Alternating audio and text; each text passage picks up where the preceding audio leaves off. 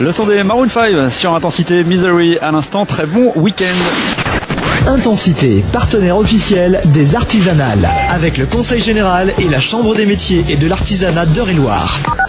Intensité.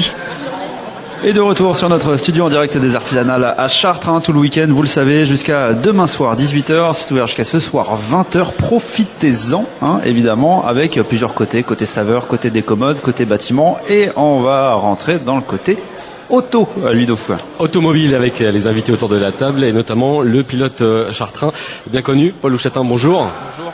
On est également avec Sandra Costa, responsable marketing Renault du groupe Lamiro, bonjour. Bonjour. Merci d'être avec nous autour de cette table. On va parler automobile, bien sûr. Vous avez fait, Paul Lou, les 24 heures du Mans pour la première fois cette année. Vous avez terminé 3e avec Alpine. Un mot sur cette expérience? C'était une super expérience. C'est vrai que de faire les 24 heures du Mans avec une marque comme Alpine, c'est quelque chose d'assez magique. Et en plus, pour la première édition, ma première édition, monter sur le podium devant, il y a 200 000, 300 000 spectateurs, c'est quelque chose d'assez unique. On entend beaucoup parler des 24 heures du Mans. Quand on est vraiment sur le circuit, on imagine que forcément on a des sensations différentes. On se dit ça y est, on y est. Ouais, c'est vrai que depuis qu'on est tout petit, on entend parler de cette course. C'est la plus belle course au monde dans le sport automobile. Donc on s'en fait tout un monde. Et au final, c'est même pas assez tout ce qu'on se fait avant parce que c'est vraiment une épreuve unique avec beaucoup de lignes droites. Donc on est 50% du temps au-dessus de 300 km/h. Voilà, pendant 24 heures, donc je pense qu'il faut regrouper tous nos beaux comtés pour réussir à être au maximum pendant 24 heures. C'est un week-end qui doit être très fatigant. C'est 2 semaines deux semaines très fatigantes parce que pendant 2 semaines on a beaucoup de recommandations, beaucoup de séances d'essai et au final j'ai envie de dire que la clé de la réussite c'est d'arriver au départ le samedi matin à 15h en n'étant pas encore fatigué. Quel est le programme pour la suite ? Le programme, on est en tête du championnat d'Europe d'endurance avec Alpine Renault pour l'instant. Donc on a le week-end prochain au Portugal à Estoril, la finale du championnat d'Europe et ce serait bien de pouvoir conclure cette année en ayant fait 3e aux 24 heures du Mans plus champion d'Europe. Alors vous êtes aujourd'hui aux Artisanales à Chartres à la rencontre du public. Vous êtes sur le stand de Renault justement jusqu'en fin d'après-midi. Voilà, discuter avec le public, c'est ce qui vous attend cet après-midi, échanger un petit peu sur votre métier. Exactement, le groupe Lamiro et Renault Chartres plus particulièrement m'aident un peu cette saison. Et donc ça me fait plaisir de pouvoir être là, pouvoir partager avec le public, c'est quelque chose d'assez important et puis c'est toujours des beaux moments, ça fait partie je pense du métier de pilote automobile. Comment justement on devient pilote automobile ? C'est assez compliqué, l'école basique c'est le karting à l'origine, donc moi j'ai commencé le karting à 13 ans et ensuite je suis passé en voiture à mes 17-18 ans. Mais après, il y a beaucoup de paramètres qui rentrent en jeu, que ce soit des paramètres un peu politiques, parce qu'aujourd'hui, il faut être un bon ambassadeur d'une marque, mais aussi financier derrière, parce que faire rouler des bolides comme ça, c'est pas gratuit. Donc, il faut qu'il y ait des gros sponsors qui nous suivent derrière. Il faut être bon au volant, mais pas que. Exactement. Et la question qu'on vous pose le plus souvent, justement, quand on vient vous voir et qu'on vient demander un autographe, c'est quoi la question qui revient le plus souvent? Le plus souvent, c'est si on parle de la semaine des 24 heures du Mans, c'est qu'est-ce que ça fait d'être à 310 km/h, 330 sur la ligne droite des Hunaudières. Et ça fait quoi?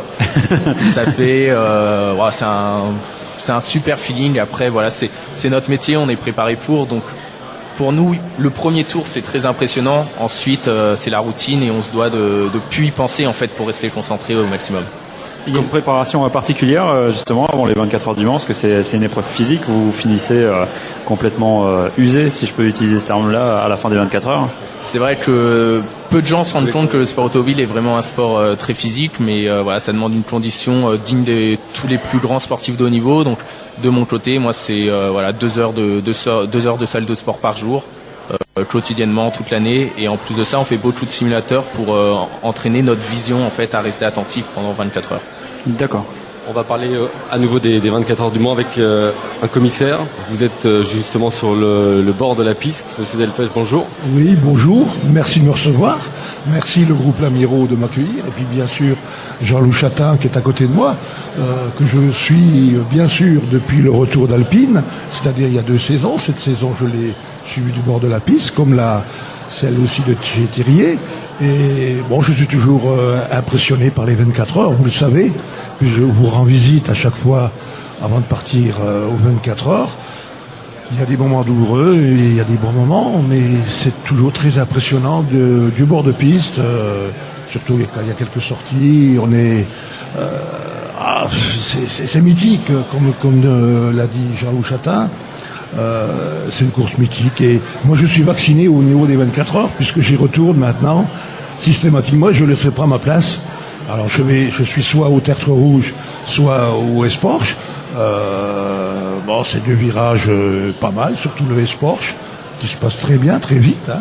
C'est pas toi qui me diras le contraire. Et puis voilà, c'est Le Mans. Les commissaires qui sont indispensables pour bon déroulement des courses. Ouais, c'est vrai que je pense qu'ils sont pas assez mis en avant aujourd'hui. Sans eux, on pourrait pas conduire.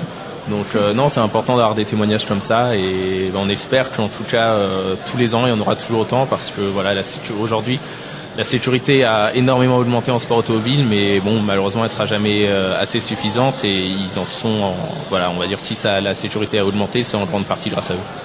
Oui, d'autant qu'on est 1500 sur les 24 heures du Mans. Il y a 1500 commissaires, 50 postes de 30 personnes, tu vois, à travers les rotations de nos vacations. Merci. Alors, ça fait du monde. Ça fait du monde, hein. Ouais. Eh bien, merci à vous. On va peut-être parler un petit peu du stand de Renault également. On y retrouve plusieurs modèles. Alors on y retrouve la nouvelle Clio, puisqu'effectivement elle vient juste d'être sortie, elle est sortie en septembre. On y retrouve également une partie de la gamme Z2, on retrouve Twizy et Zoé, donc 2 véhicules 100% électriques. Si vous voulez découvrir ces véhicules, c'est sur le stand. Si vous voulez les essayer, Renault Chart est ouvert aujourd'hui, donc il n'y a aucun problème, vous pouvez les essayer. En tout cas, on peut vous montrer à vous, spectateurs, public, de la façon dont on peut les charger. Et vous pourrez également découvrir la nouvelle, enfin les 2 captures et également une Mégane Ultimate et une Clio 4 GT. Voilà, donc de beaux produits.